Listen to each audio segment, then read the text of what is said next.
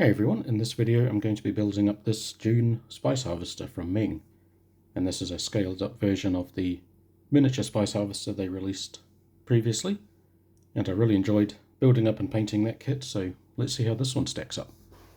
So taking a look inside the box, being a larger scale model, there's going to be a lot more parts. So we've got back and sides and front of the hull there. This is the main hull, top and bottom.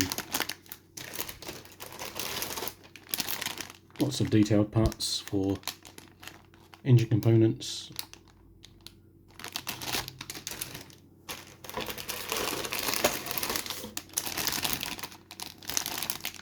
More parts for all of the spice harvesting equipment. And a bag of bogies, which includes the wheels and the tracks. So that's 1, 2, 3 bags. I think there's 64 of these in total. Instruction booklet and a tiny sheet of decals.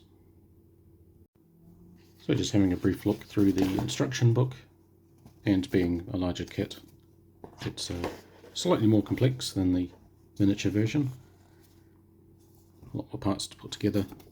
These spice harvesting parts are movable. I've got a hinge at the end there. And as with the miniature kit, each of the bogie segments is posable, so it goes side to side and up and down there to conform to the terrain. And quite a few more detailed parts. And painting guide at the end, which this suggests sand yellow, which doesn't look quite yellow there, but that's what they say.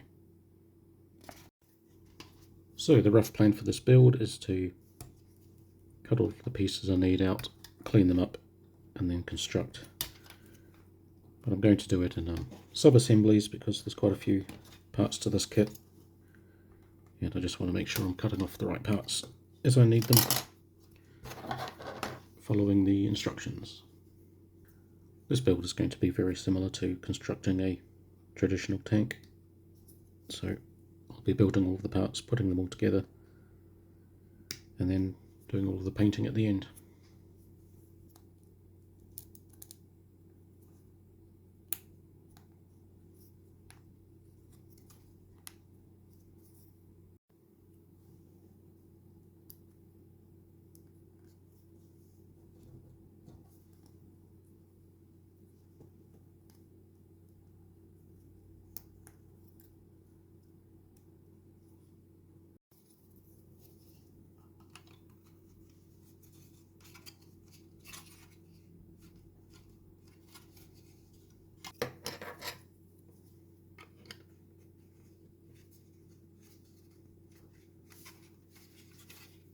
And just taking a closer look at the front of the hull there and the back.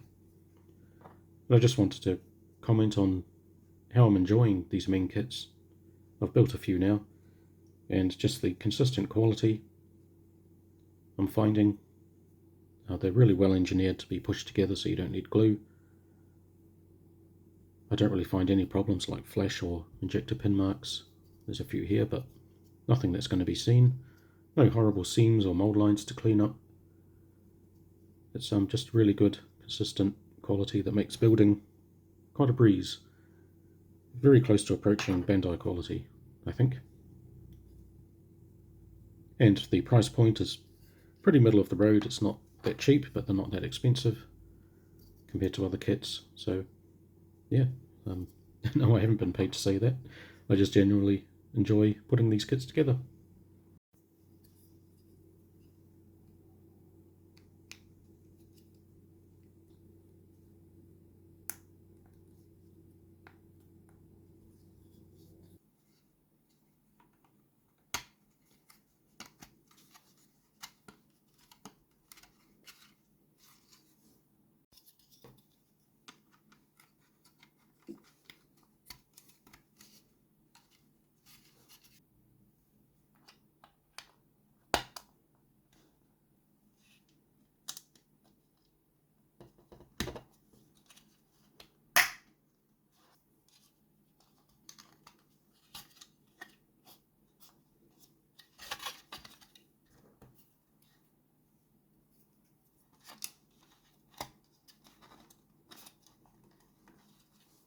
And now before putting the bottom and top halves of the hull together, the instructions call out you need to place these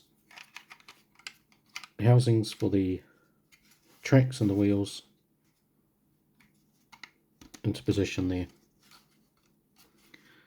But once it's all together, because there's going to be a little bit of pressure pushing up on these, I'm not 100% confident that it's going to stay in place. It's quite a tight fit, but even just slightly pushing, you can see it starting to work loose.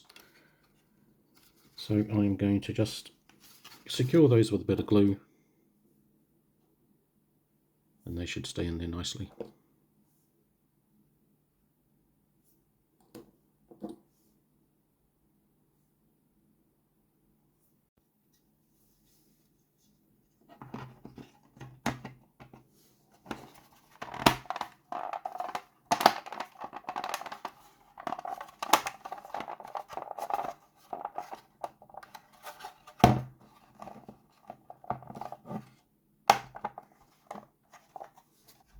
So that's the two halves of the hull together, and if I just looked a little bit ahead, I would have noticed that there is actually columns of plastic that go down from the top of the hull down to meet these suspension arms.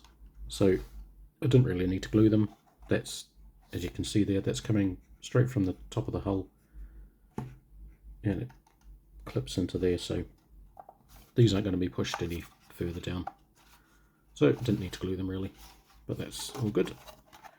Although I kind of wish I did glue more of the connections, because it's kind of groaning and creaking a little bit when I squeeze it, which is not really a problem, but it's kind of annoying.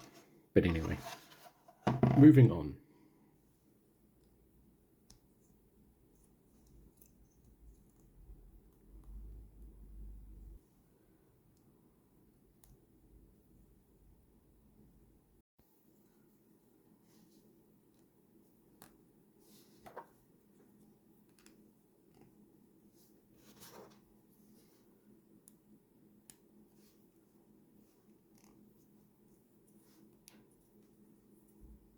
So that's all of the spice harvesting arms complete, and they have a bit of articulation, so they go up quite far, but I stopped this far down, so they obviously go along the sand there, pounding it.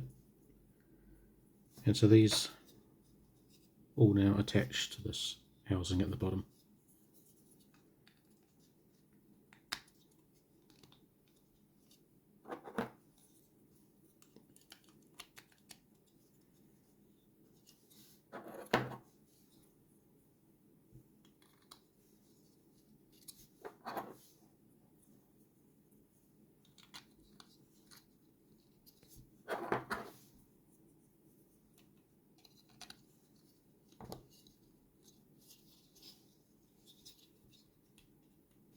And so this assembly would attach to the bottom here, but I'm going to leave this off for now.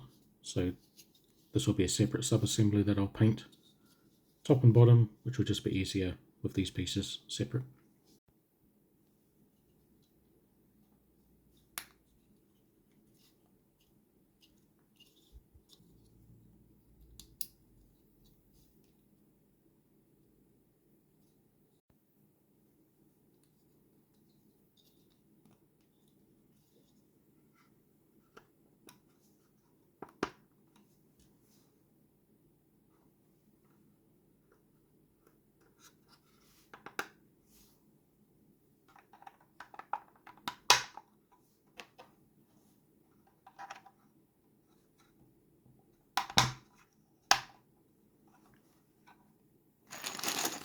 Alright, so now it's time to lay some tracks. And I've got these in 3 different bags because each bogie is actually slightly different, and they've got them labelled on each unit. So here, for example, that's E2. So they do go in a specific order, and hopefully this isn't going to be visible when it's constructed. I feel that it won't be, so it shouldn't be a problem.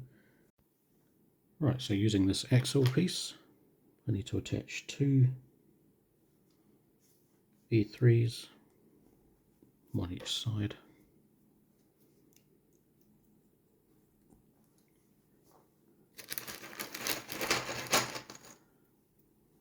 and then 2 E2s on each side.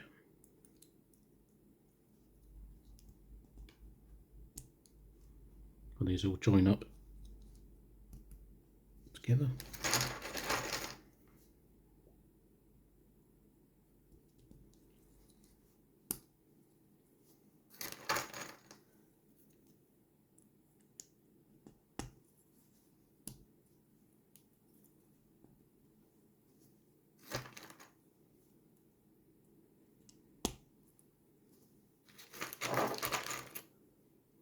And then capped off with an E1 part.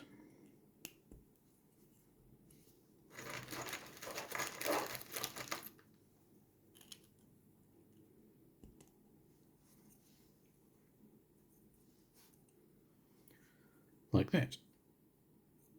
So that's 1 down and 7 to go.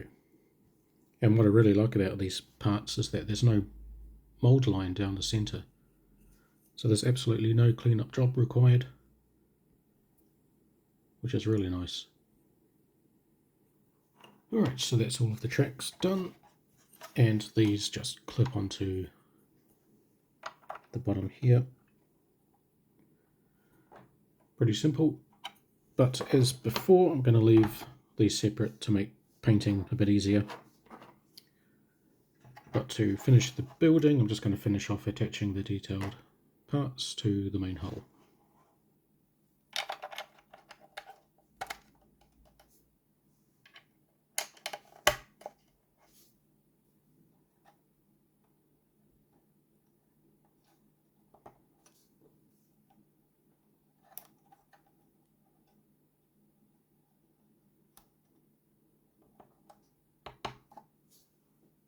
Alright, so that's all of the major construction complete, and now it's time for priming, and I'm going to use Villeneuve Surface Primer German Red Brown.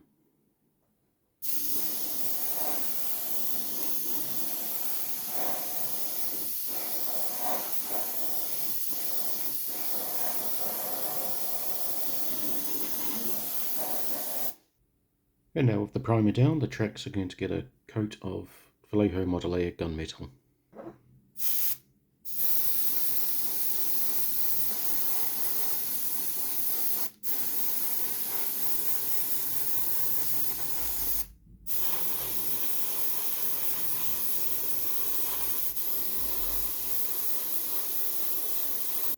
And for the hull base colour, I'm using Vallejo Modeler US Desert Armour.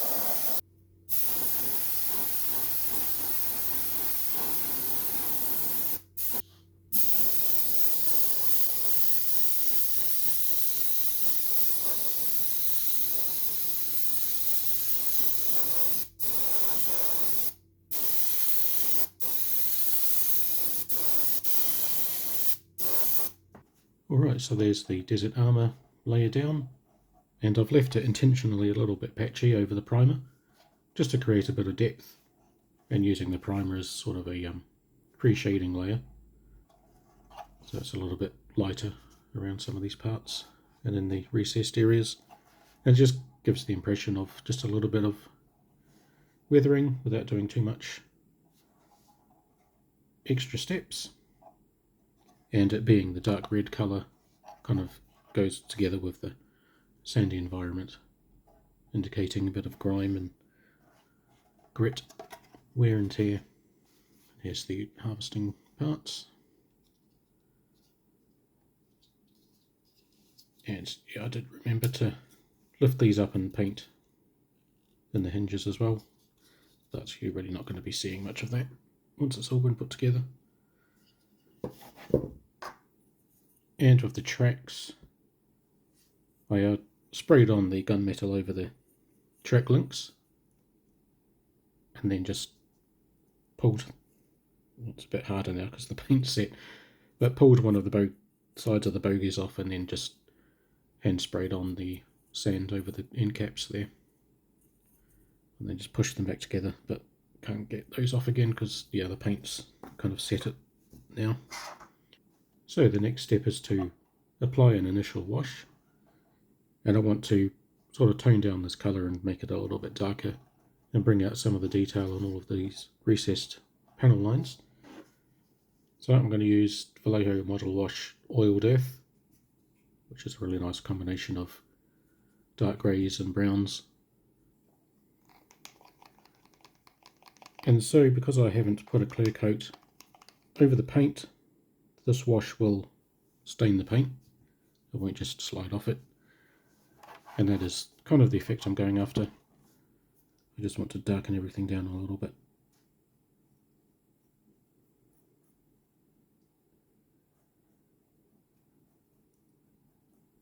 And I just want to try and brush generally in the direction of weathering, gravity, streaking. There's no rain as far as I know on Arrakis, so there's not going to be a lot of streaking or rust or that sort of weathering. It's mainly just going to be sandblasting, fatigue, metal wear, and just a load of sand dust accumulating all over the vehicle. So although this is darkening it at this phase, it will be getting lighter the more I apply the weathering.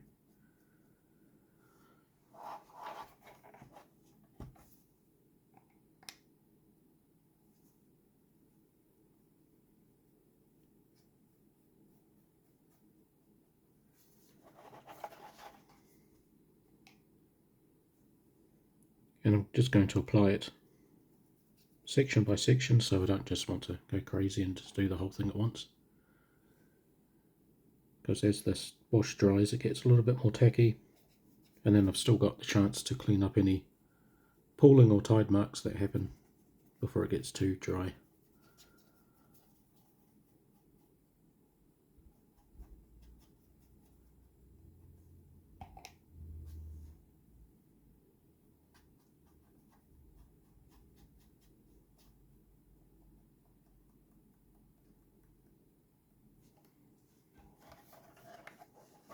So for instance, this corner here, where it's all started to gather, just want to keep an eye on that and soak it up, pull it back a little bit.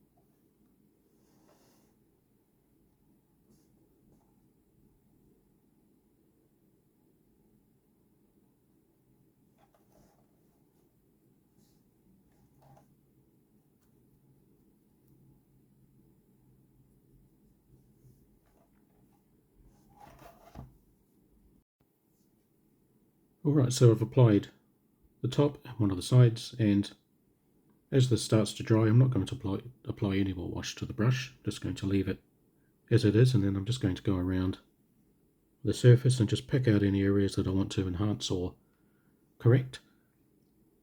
Just using a lot of the way the wash naturally sits, just to my advantage. So, for example, there's a little bit down here where it's a little bit more orange that's come out, so I'm just going to leave that.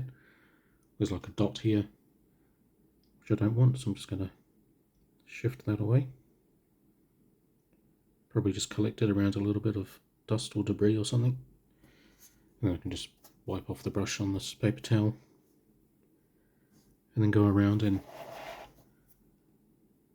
add to any patchy areas like this one here. I'm just going to tap the brush just to create a bit more of a distressed, weathered appearance, just using the damp wash that's already on there. Little tide marks like on the back here, I'm just going to brush away, and then I'll carry on with the wash later on for the back.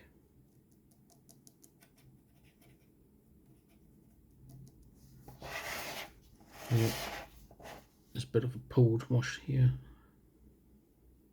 so just drag that out. And yeah, it kind of naturally gathers up in segmented areas like here, where it's a little bit darker on that panel than this one here where it's stopped at that line.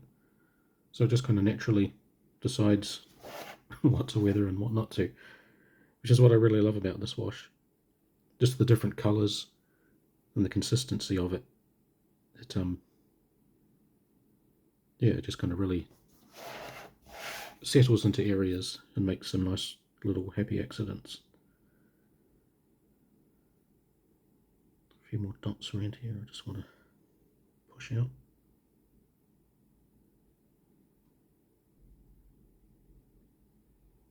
Yeah, I might go for a bit less of a flat brush.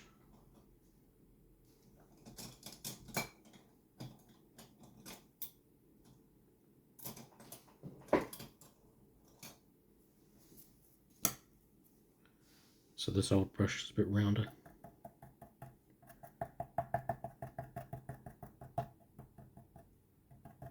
There we go.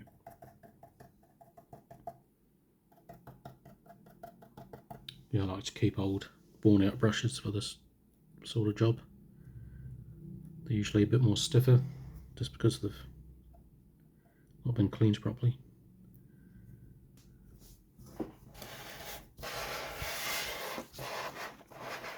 Oh, there's a nice real big splotch there. Get rid of that.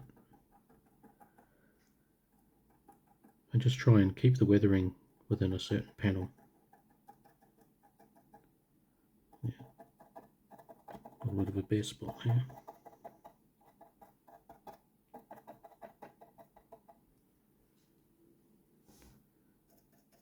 Yeah, so I don't really need to do too much work to make this look quite nice. There's a bit of orange gathered up there, and I think that's a combination of the wash and the red primer underneath.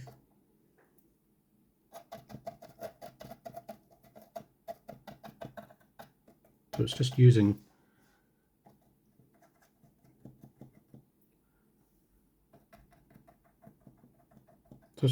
the colours of the paints and the wash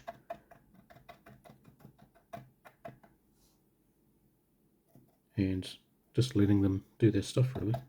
There's not really, I mean, that's a primer, a base colour and just one wash, and so it's already looking quite complex with its colours, textures and details.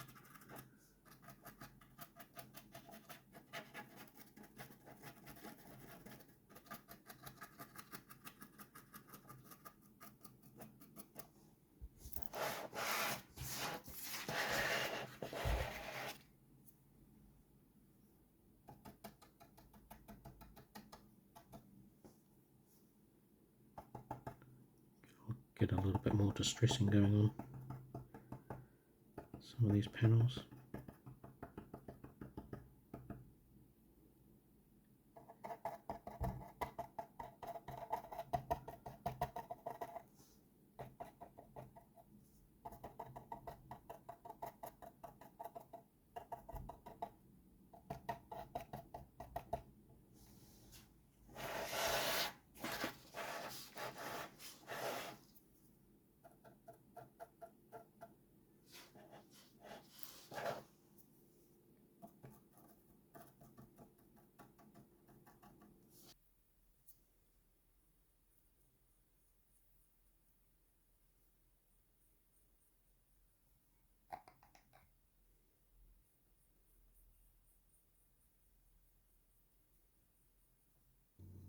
Alright, so with that wash layer now set, I'm going to start adding some more washes, different colours. So I've got light rust, it's a white wash there, oiled earth, which I've already used, I won't be using that again, some dark yellow, and light grey. Now a lot of the reference photos for the Spice Harvester show it's quite monotone, just a lot of sand and a lot of dust and weathering. But yeah, I think I'm going to want to add a little bit more colour to the model. It'll be easy just to give this a sand dusting and call it a day. But I want to liven this up a little bit, give it some more pop. And it might not be 100% realistic, but it's my model, so I'm going to do what I want. And so I'm just going to add these colours just to random patches around the model, trying to stick within lines to make it make sense, I guess. And yeah, just bring out a bit of colour variation and make it a little bit more interesting. So starting with the light grey, I'm just going to add it to some areas where I want some of the detail to pop out a little bit more. Some of the recessed areas and around some of these parts that look like there's a lot of moving parts or filters or that sort of thing around there. And especially on some of these engine parts.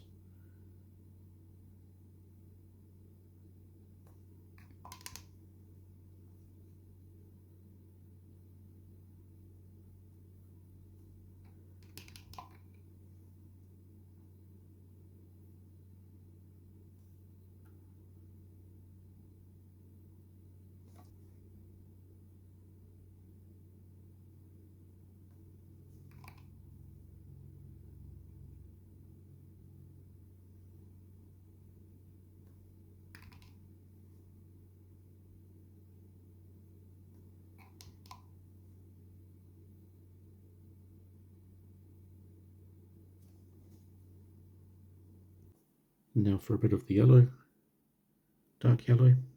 Again, just going to add it to a few spots here and there.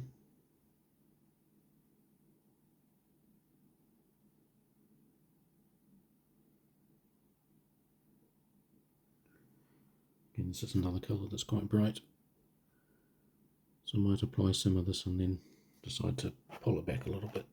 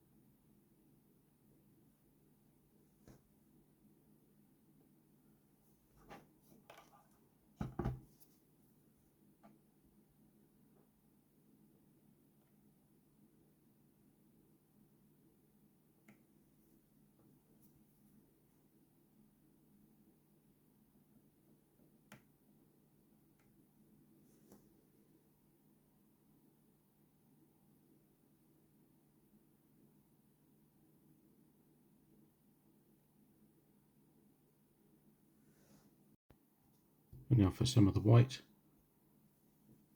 I'm just going to apply this to panels and just indicate a bit of fading. Yeah, it's a bit much on that one, so try and brush that back a bit. But yeah, just lightening up some of these panels. This whitewash, it's very subtle.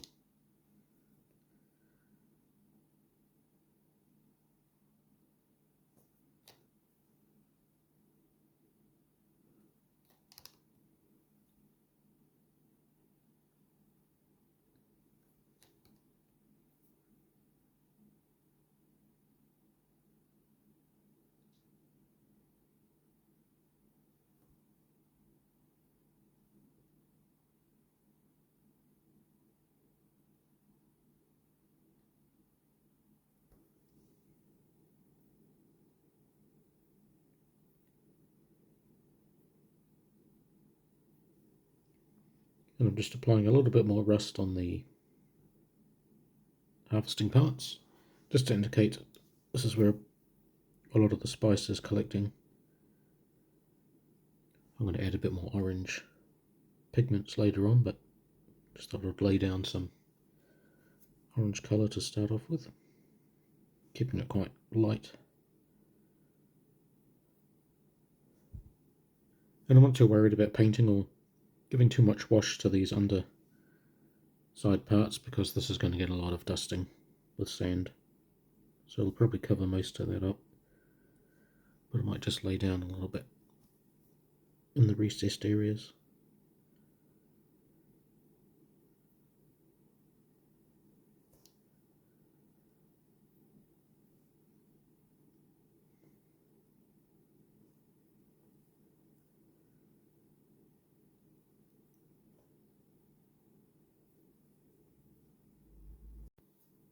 And again, for the tracks and bogies, these are going to be heavily dusted with sand, so I'm not too worried about putting too much colour here, but I might just put a little bit here and there, just in case.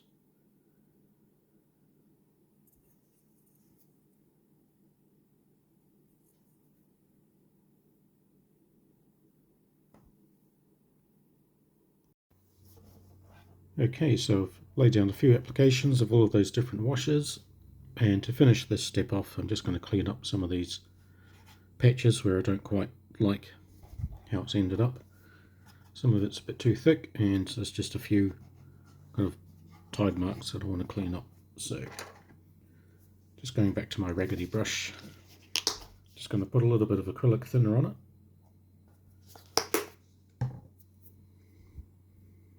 Just on the end of the brush there.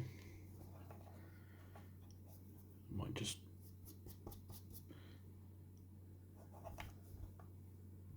and then just try and blend in some of these areas where it's a little bit too harsh.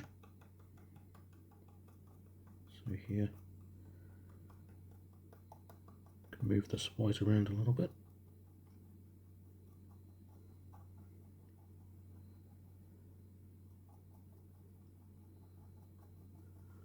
Trying not to be too hard with it, because I might start attacking the layers underneath, because none of this has had a clear coat yet.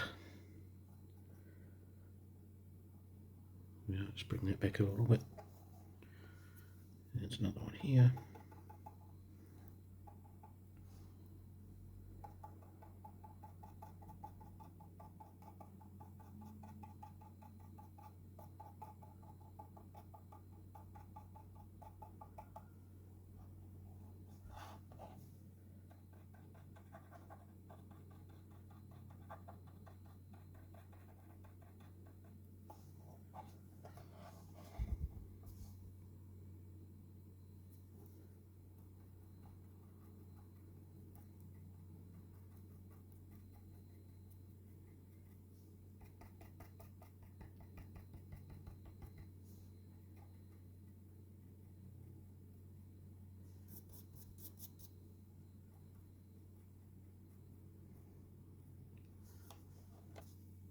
Right, so before moving on to the next step, I almost forgot to put on these decals.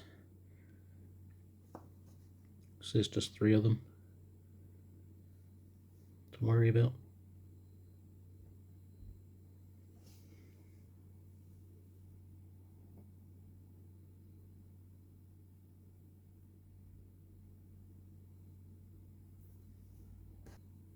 And just using a bit of microsol to help settle that. Although it won't really need to conform to any panel lines or anything, so that's pretty easy to take care of that one.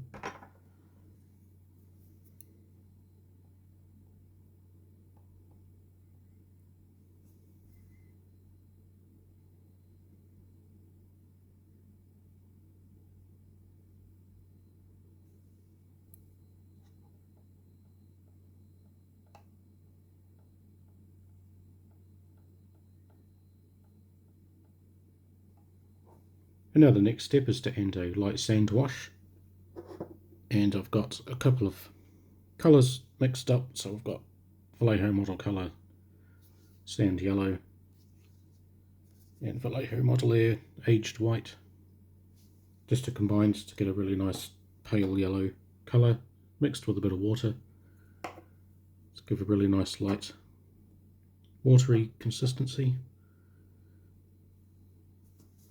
And I'm just going to use that to go into a lot of the recessed areas where I think a lot of sand is going to build up around the harvester.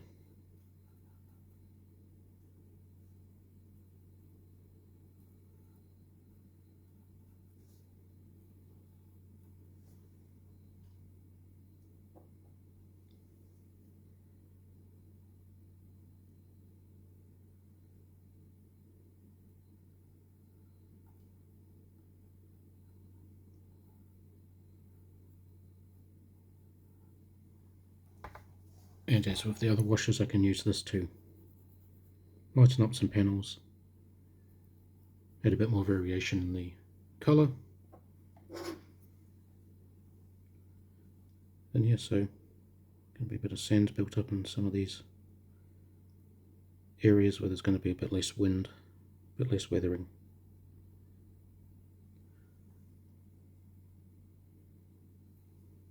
And as before, once this starts to set, I can clean it up just with a bit of acrylic thinner, just to tidy it up a bit.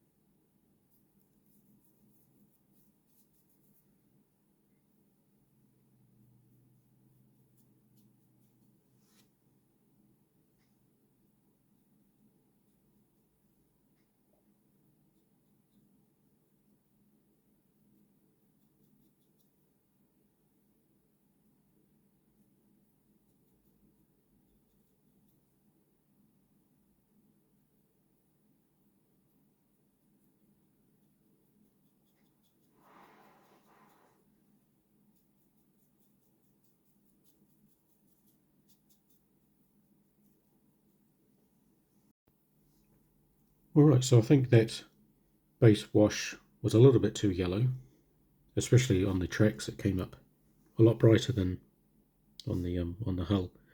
So I've just made another solution, but with a lot more of the aged white, and thinned it down some more. And I'm just going to go over some of these yellow sandy bits and just tone them down with this bit more of a pale sand colour, which kind of looks quite interesting with the different sand colours there. So you've got yellow and then the pale aged white. So it's kind of making a nice mix there of different thicknesses and colours of sand. So another one of those happy accidents.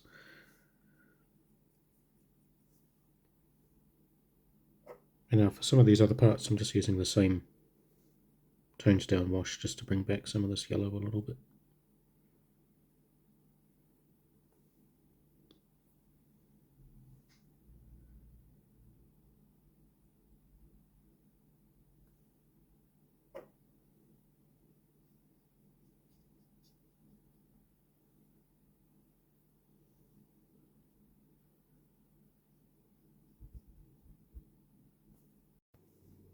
Alright, so now with all of the wash applied, it's time to break out the pigments. And I'm using Tamiya Weathering Master sand, light sand, maybe a little bit of mud. And I'm not going to use this applicator, I'm just going to use just a wide flat brush here, gather up some of this pigment, and then start applying it basically all over. So just going by panel initially, some of the large panels, just blending it in, rubbing it in, and this will start to lighten up the colours, give a bit more of a sandy yellow tone to everything. And yeah, just going over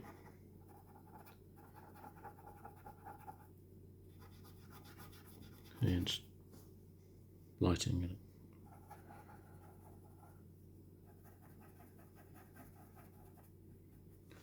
So as I'm doing this, I might just grab a little bit of the lighter sand, which has a very small hint of green in it, and then just lightly going over some panels again,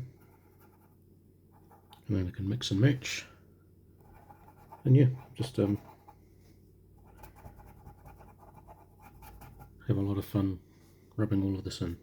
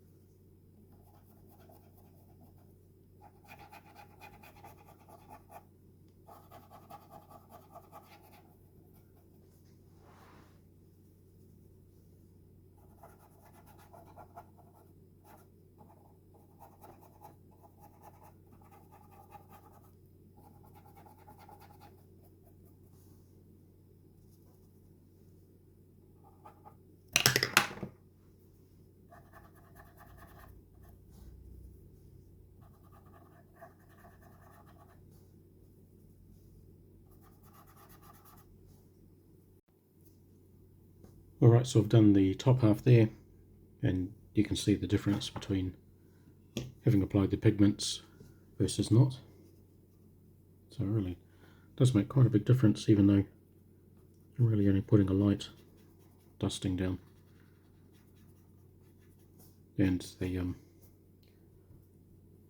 it still allows all of the detail underneath to come through, so I'm not kind of burying all of the weathering and distressing that I did. So it's a good alternative to airbrushing this sort of thing on.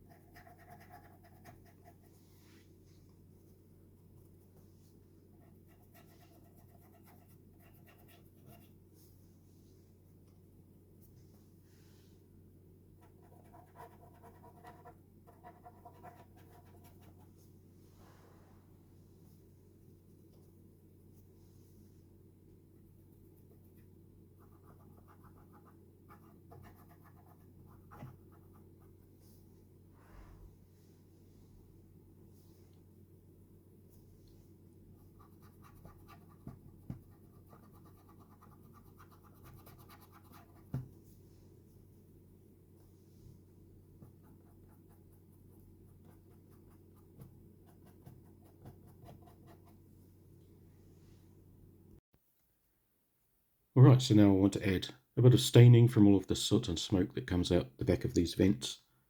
And in the movie there's quite a bit of a mix of smoke and sand that comes out the back here. So I'm not going to go for a straight black, but more of a brownish black.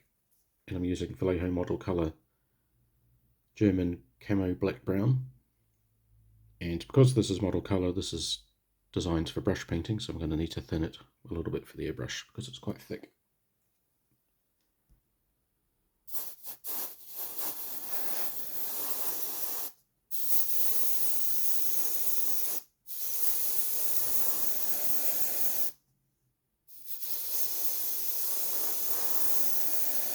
Now for the last application of pigments, I'm using Tamiya Weathering Master Burnt Red, which I'm using to indicate all of the spice that gathers up around the vehicle. As in the movie they mentioned that spice kind of settles on the surface of the harvesters. And I'm just going to also apply it to all the areas that are closest to the sand.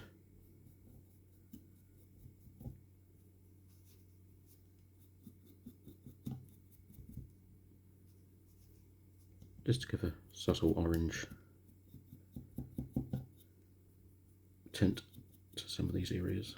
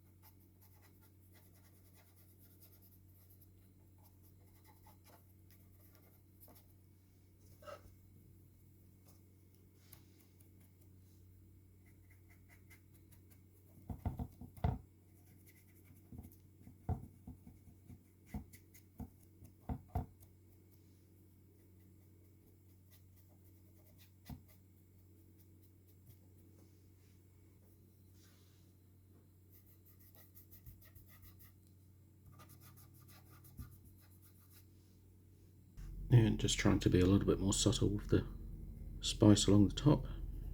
I just don't want it to be too overpowering. Just want it to be the sort of detail that you catch at the side of your eye.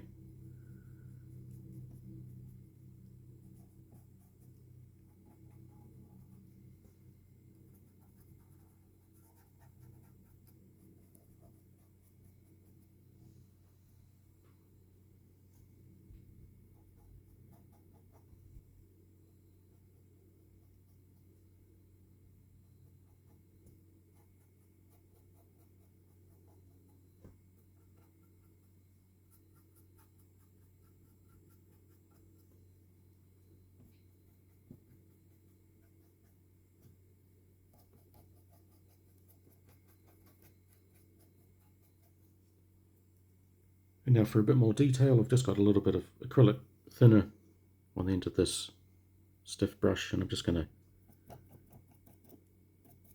chip away at some of this soot and smoke weathering.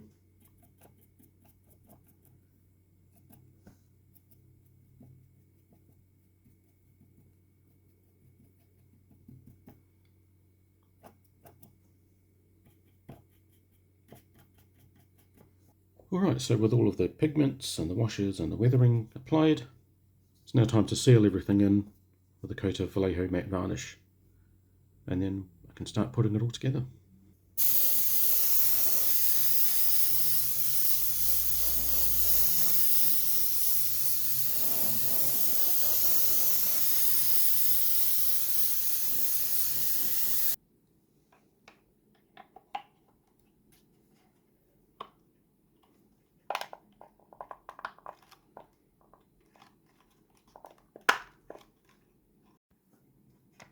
So as I feared, due to all of the paint in between all of these parts, it's proving to be quite difficult to push and snap fit the axle to the socket there. And I can't really press down too hard on this because it pushes this and it is in danger of snapping at that point. I can't quite fit my finger under there to give it leverage. So I found a solution, and that's just to get cotton bud there and jam it under that piece there, so hopefully it won't have too much give. Under there. And now I can press down and snap it into place.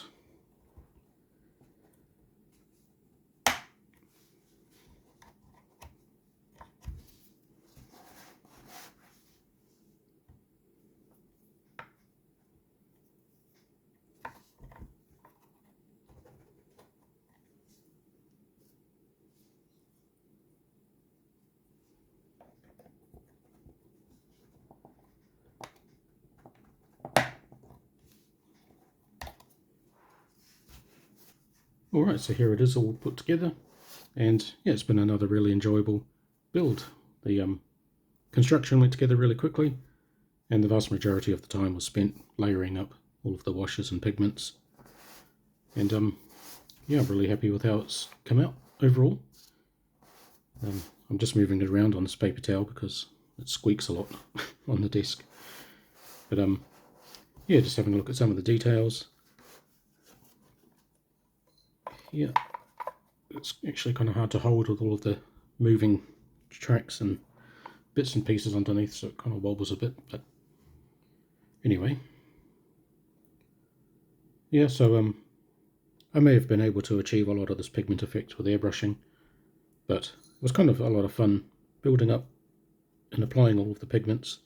I've never really done it on such a scale before, so there was a lot of freeform creativity going on. I didn't really know how it was going to look at the end. I had a general idea of what I wanted, and there was just a lot of experimenting and fine-tuning and adjusting all of the different colours and applications.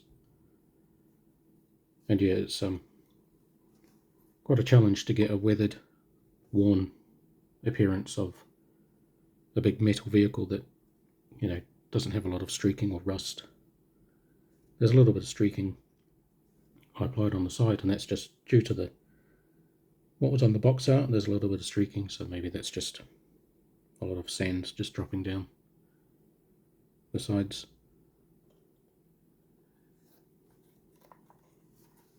There. In the front. And yeah, I'm not really sure what scale this is, but I mean, judging by these little windows and this railing along these platforms here, I mean, it's got to be approaching sort of 1 to 700 scale. It just it looks a lot smaller than 1 to 350, that's for sure. And yeah, so, and underneath, a lot of the hull detail is covered up now. But yeah, it's there. That kind of gives me it kind of reminds me of the horseshoe crab, all this stuff going on under here. And it's quite nice to being able to articulate these thumpers, so you could kind of have them mid position doing their thing there. But let's compare this to the miniature one I did previously here. So this is twice the size of the miniature, even though it looks a lot bigger. That kind of fits exactly 2 into the length there, so I guess 4 times the volume. But yeah, this has come out a lot lighter than I did with that one. Definitely applied a lot more sand, pigments and washes to that than the previous miniature version. yeah, I do kind of wish this was just a little bit bigger. It certainly was advertised as a large version. If they'd said it was just twice the size of the mini one, then it might not probably sell as much, but yeah, I'm happy with the size, but yeah, it's definitely has room to be just a little bit bigger. It's kind of similar in scale to a large 135 scale tank, I suppose, without the turret. But yeah, I'm much more happy with the big one than the small one. This one didn't take too long to put together, and I did learn a little bit putting the washes and pigments on the small one, so I'll definitely apply to that to this one.